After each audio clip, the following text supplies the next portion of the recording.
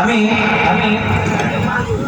মহাগ্রন্থ আল কোরআনুল কারীমের হাজার হাজার আয়াত থেকে একটি আয়াত তেলাওয়াত করেছি। এই আয়াতের মধ্যে আল্লাহ তাআলা বলতেছেন, বিসমিল্লাহির রহমানির রহিম, ইয়া আইয়ুহাল্লাযীনা আমানু দুখুলু ফিস সিলমি কাফা।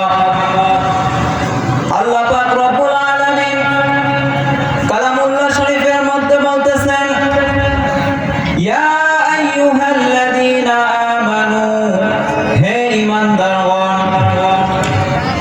ইয়া আইয়ুহাল্লাযীনা আমানু উদখুলু ফিস সিলমি কাফা, হে ঈমানদারগণ তোমরা পরিপূর্ণভাবে ইসলামের মধ্যে প্রবেশ করো। ওয়ালা তাত্তাবিউ খুতুওয়াতিশ শাইতান, সাবধান শয়তানের পথ অনুসরণ করো না।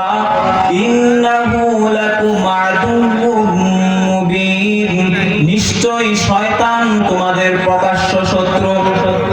মুসলমান ভাইরা আমার, কথাগুলোকে দিল দিয়ে বুঝবেন।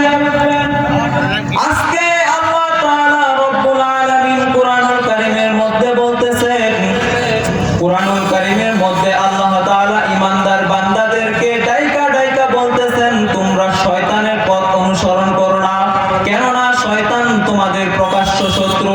কিন্তু এই দুনিয়ার মধ্যে তাকালে দেখা যায় শয়তানের পথ অনুসরণ আমরা সকল অবস্থাতেই করতেছি। শয়তান আমাদেরকে এত ওয়াসওয়াসার মধ্যে ফেলে দিয়েছে, শয়তানকে আমরা এত মহব্বত করি। শয়তানকে মহব্বত করি কেন বললাম?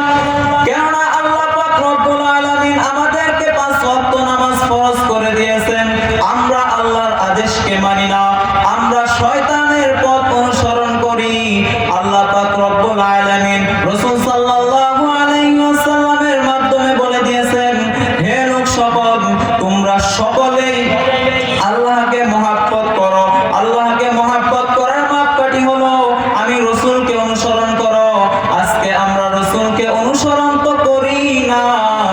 অতএব যেই বান্দাগুলা দুনিয়ার মধ্যে এমন কিছু নাস্তিক আছে, দুনিয়ার মধ্যে এমন কিছু নাফরমান বান্দা আছে, দুনিয়ার মধ্যে এমন কিছু কুলাঙ্গার সন্তানেরা আছে যারা এই রাসূলকে নিয়ে কটূক্তি করে, তাকে নিয়ে কথা বললে আমাদের নামে মামলা হয়, আমাদের জেল জুলুম হয়, আমাদের নামে তালিকা তৈরি হয়। এই বান্দা, তুমি যে রাসূল সাল্লাল্লাহু আলাইহি ওয়াসাল্লামকে নিয়ে কটূক্তি করলা, যাকে সৃষ্টি না করা হইলে এই দুনিয়ার মধ্যে কোনো কিছুই সৃষ্টি করা হতো না। এই দুনিয়ার মধ্যে সবকিছুর চাইতে দামি যেই জিনিসটা, দামি যেই ব্যক্তিটা, সেই ব্যক্তিটা হলো আমাদের রাসূল। সকল নবীদের সরদার, সকল নবীদের সর্বোচ্চ মানের সর্ব ঊর্ধ্বে ছিলেন আমাদের নবী হযরত মুহাম্মদুর রাসূলুল্লাহ